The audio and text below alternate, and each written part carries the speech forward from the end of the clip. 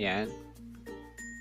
Para hindi masyadong mahirapan na mag-drain yung water kapag dinidiligan siya. Yan. So, hindi siya masyadong stable. So, kailangan natin siyang ibaba ng konti at lagyan ng maraming coco cubes para maging stable yung ating rogosu. Yan. So, almost done na tayo. Ito lang yung kagandahan kapag chunky yung potting media, mabilis siyang ayusin. Kasi ito na yung ginagawa ko sa mga philodendrons ko, hindi na ako masyadong gumagamit ng garden soil. Konti na lang para lang sa mga nutrients na kailangan na makukuha niya sa lupa. Yan. So far okay na yung ating rogosum. Ayan, almost done. So sinisiksik lang natin at saka natin didiligan mamaya. Yan, okay na siya, stable na.